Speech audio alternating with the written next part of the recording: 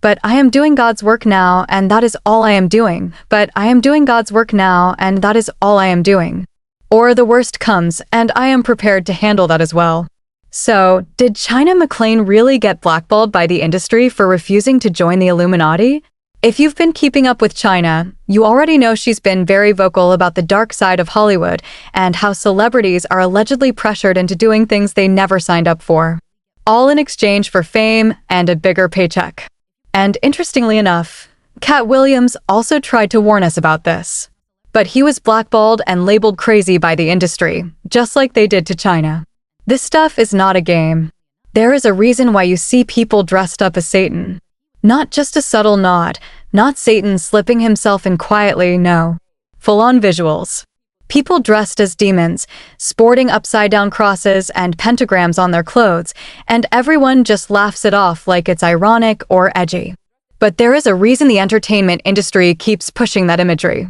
You see, Chyna isn't some rookie actress going through a religious phase. She was on the verge of becoming the next it girl in Hollywood. But something happened along the way that made her walk away from the industry entirely, specifically after the death of Cameron Boyce. Around that same time, the show she was starring in, Black Lightning, was canceled. And according to inside sources, the cancellation was tied directly to Chyna becoming more religious and no longer wanting to be a part of what the show represented. Now, conspiracy theories about the entertainment industry being corrupt have been circulating for years. But this time, the words were coming directly from someone who had been inside that world since childhood. If anyone was going to be taken seriously talking about this, it was her. What I did know, and what the rest of the cast has known since before we even started shooting this season, is that I am leaving the show. This was going to be my last season regardless of whether it continued or not, for reasons I honestly don't want to get into right now. I just want y'all to trust me on it. A lot has happened over this quarantine. These things are real. The people that are dying, the state of the world, all of this is an illusion. This industry, everything people look to and praise, it's not what matters. God is moving me in more ways than just the show. It's bigger than the show. I'm doing God's work now, and I'm not doing anything else. I'll just put it plainly. I'm not leaving because I had a terrible experience. Up until this point, everything was going perfectly. And that's the thing. Chyna's career was on a real trajectory. She was booked, she was busy, moving from one major project to the next. But the moment she got deeply spiritual and stopped playing the game the way Hollywood wanted, they were done with her. They pulled the plug on her career and blackballed her. And in response, she started exposing the industry for what she calls its satanic underpinnings. Now, remember what was said earlier about her spiral following Cameron's passing? At the time of his death, the official autopsy report attributed his cause of death to a seizure resulting from an undiagnosed case of epilepsy. But Chyna never bought that story, not even for a second. She believes to this day that his death was a ritualistic sacrifice. She openly questioned the autopsy, saying she had no knowledge of Cameron having any medical condition before he died, and that it only seemed to surface once an explanation was needed. I think my mind has just kind of shut down at this point. I'm feeling a little numb, a little empty, just going through the motions. I'll never again have a friend like Cameron. It was around this time that Chyna began pulling away from the industry entirely. She cut all her hair off and started posting videos on TikTok talking about how God had pulled her out of the darkness. Those videos rubbed a lot of people the wrong way, and the backlash came almost immediately. She also began flooding her social media with Christian content and openly sharing her faith, but that didn't land well either. People felt like she was framing Christianity as the only valid path and speaking down on other beliefs. Ever heard of the theory of general relativity? It's what Einstein is famous for. In his calculations, he began to realize that the universe was not eternal. It had a beginning. That leads us to the law of causality. Everything that came into existence needs a cause. A personal entity capable of existing outside of time, space, and matter. That can only be God. And for people who say, how do you know it's the God of Christianity specifically? There is only one God. But don't just take my word for it. Go look into it yourself. One more thing, evidence is not a substitute for faith. Following God is not a matter of proof. It's a matter of the will. You have to want it. And if you don't, no amount of evidence is going to move you. You have to want to. I'm going to tell you a little secret. This building I'm standing in right now, it built itself. Do you believe me? You don't? Why not? Have you ever met the builder of this building? Seen them? Do you know their name? If you believe someone built this building without ever meeting them, why? And guess who else you can't blame? God. Because I've heard so many people say they don't believe in God because he's never shown them a sign. Really? How did you come across this video? Just hypothetically, for a second, say God doesn't exist. I'm not saying people without faith can't live moral lives. The point of this is to question the foundation of morality, objective morality. But the video that really set people off was when Chyna weighed in on Lil Nas X's Montero music video. And if you remember, that video had the entire internet divided the moment it dropped. A lot of people saw the imagery of heaven, hell, and Satan as deeply troubling, and some even interpreted it as Lil Nas X openly pledging himself to the Illuminati. Lil Nas clapped back in a tweet, writing that he had spent his entire teenage years hating himself because of what people like that preached would happen to him for being gay, and that he hoped they stayed mad. Chyna then stitched a video of Lil Nas calling out Christians who condemn gay people to hell, but then get upset when gay people lean into that narrative. In her response, she didn't go after the judgmental Christians doing the condemning, but she also didn't stand with the LGBTQ+ community. People felt like she was trying to walk both sides of the line. There's a lot of confusion around the way God is represented by people versus who he actually is. Comments like the ones on Lil Nas's video often turn into back-and-forth battles, Christians versus the gay community, or Christians versus everyone else, when it's really not about religion at all. The truth, as she sees it, is that God exists. She says she doesn't believe in God because a religion told her to. She knows God. She has a relationship with him the same way she has a relationship with her mother, her father, her siblings. So when God is represented badly, by a Christian or by someone hurt by one, it saddens her because it drives people away from ever getting to know him. She didn't stop there either, going into a full breakdown of how the industry deliberately pushes satanic content to normalize it over time. The entertainment industry is about influence, she said. There is a reason people are dressed as Satan, full-on, in music videos and performances. People dressed as demons, upside-down crosses, pentagrams. People think it's all just for show. It's not. There is a reason the industry keeps doing that. They know good and well that God exists. They also know Satan exists. They're just counting on the fact that the audience doesn't. But people were quick to call her out for being loud and wrong about the point of Lil Nas's video. In Montero, Lil Nas is shown being arrested and dragged before a crowd that exiles him for being gay. The crowd screams and throws stones at him. He ascends toward heaven, only to fall into hell.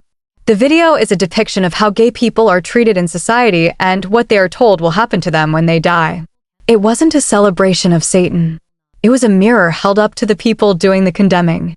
But that still doesn't change the fact that Chyna was speaking real truth when she talked about the industry pressuring celebrities into making deals they never wanted to make. This is exactly what Katt Williams has been saying for years. And just like all industry whistleblowers, people dismiss them because acknowledging what's really happening behind the scenes means they can no longer look away. Now, interestingly, Katt has also spoken about black men being emasculated as a form of humiliation ritual to gain entry into Hollywood. And a lot of people can't help but connect that to Chyna's comments about Lil Nas X, because the moment the industry was done with him, they dropped him without hesitation.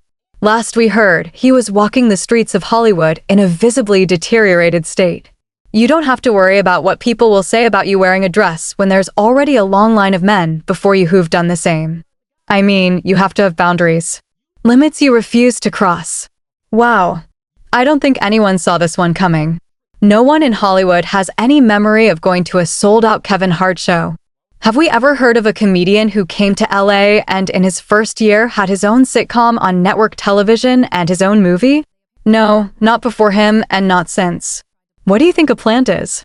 My frustration with Katt Williams comes from this. You keep pointing at Hollywood. Hollywood this, the white man that. But when do you take responsibility? Back in 2003, Dave signed a $50 million deal with Comedy Central for 2 more seasons of his show, at the time the highest-rated program in the network's history. Then in 2004, right in the middle of production on season 3, he dropped everything and disappeared to South Africa. While he was there keeping a low profile, the media back home ran hard with a narrative that he had lost his mind and fallen deep into substance abuse, none of which he has ever confirmed. He finally broke his silence in a 2006 appearance on the Oprah Winfrey Show. And that interview opened a lot of people's eyes to the fact that the industry had been actively working to push him out. People started accusing Oprah of being complicit after watching it, because every time Dave tried to steer the conversation toward what the industry had put him through, Oprah kept redirecting back to the idea that he was unstable. Like she was there less to let him speak and more to reinforce the narrative that had already been built around him. Would you say you lost your mind? No, not exactly. I wasn't crazy. But it was incredibly stressful. And in a lot of instances, I felt like I was deliberately being put through stress. Everyone was taking credit for this and that it was just getting ridiculous. I knew I was going to leave. So I got ahead of schedule and I bounced. Didn't tell anyone where I was going. The whole time, they're trying to convince me I'm insane. They were trying to get me on psychotic medication. I was stressed out, yes, but the people calling me insane? I believe they knew exactly what was going on. That's what was so troubling. I said, I'm not taking this medicine. Because I know how these people try to control you. Dave even took it further by pointing to a broader pattern among Black celebrities, asking why so many of them seemed to unravel right after landing the biggest deals of their careers. He brought up Mariah Carey signing a $100 million deal, followed by that infamous TRL breakdown. He talked about Martin Lawrence running through the streets screaming that someone was trying to kill him. And then there was his own story, walking away from $50 million and fleeing to another continent. He was asking people to look at the pattern and think critically. What is happening in Hollywood that a man that strong ends up in the street, screaming that they're trying to kill him? Why is Dave Chappelle going to Africa? Why does Mariah Carey sign a $100 million deal and then fall apart on live television? A weak person never gets to sit across from you and have this conversation. So, what is happening in Hollywood? Nobody knows. And the worst thing you can call someone is crazy, because it's dismissive. It's just another way of saying, I don't understand this person, so they must be unstable. And remember what Katt said about Black men being pressured into wearing dresses as a humiliation ritual? Dave spoke on that too. He revealed that he was pushed to wear a dress at some point during his career, and he flat out refused. The producers tried to frame it as a rite of passage, something every Black man in Hollywood had to go through. Dave wasn't buying it. I'm a conspiracy theorist to a degree. I connect dots that maybe shouldn't be connected, I don't know. But certain things stand out. When you see that every Black man in Hollywood gets put in a dress at some point in their career, you start connecting those dots. That happened to me. I walked into a trailer on set and saw a dress hanging there. Wrong trailer, I thought. I told them I wasn't wearing it. I'm funnier than a dress. Just give me something funny to say. The director came to me, David, it would really be great if you wore the dress. I said, what is this? So eventually I made it completely clear, I am not wearing the dress. And 10 minutes later, someone came back with a whole new scene. How did you write that so fast? Chyna and Katt seem to be pointing at something the industry would very much prefer stay hidden. That's why there's such an effort to make them look like the bad guys when all they've done is tell the truth. One person put it simply, she is brave for speaking up. There are a lot of disturbing things happening in Hollywood, and her faith is the only thing that has mattered to her through all of it. For her to walk away from that industry because of her convictions is admirable. Another person wrote, what a sick industry.